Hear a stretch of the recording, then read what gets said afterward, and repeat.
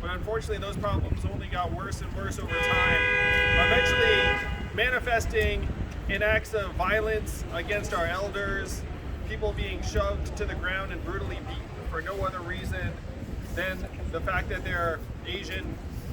And that has to stop here in New York City. There are so many things we have to do better. I love the idea of a New York City diversity project, and we're going to make that happen under my administration. We have to let New Yorkers know that Asian Americans contribute at every level of the city. And I have to say, it's going to be pretty hard to ignore when we have the first Asian American mayor in the history of New York. Am I right? Yeah! There is so much work for us to do. We're going to be visiting a number of small businesses. If you look at the small business communities in Asian American neighborhoods, they have been hit even harder than in other parts of New York City.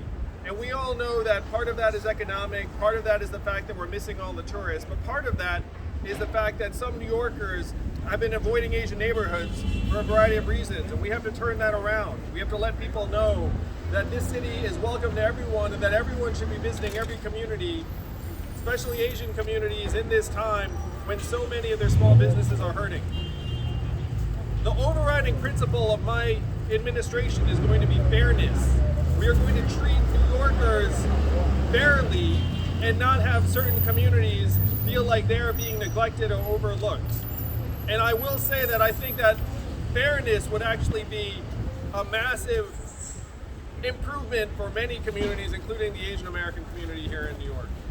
That if you look at the level of visibility and public support around incidents like the anti-Asian violence, we don't think that Asian Americans have actually been treated fairly in many, many respects.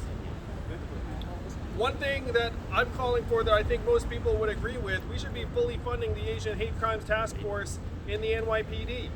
This is not a phenomenon that is responded to by volunteers. You need people who are dedicated to it. And when I've spoken to people who have been victims of anti-Asian incidents, we know that many of these incidents are never reported. I know this because I've spoken to victims themselves. One woman who's been punched in the face multiple times and has never reported them. Do you all know people that have had experience that have now reported it? And we have to do everything in our powers to build the proper bonds of connection and trust between the Asian American community and the city authorities. We know that many Asian Americans do not think that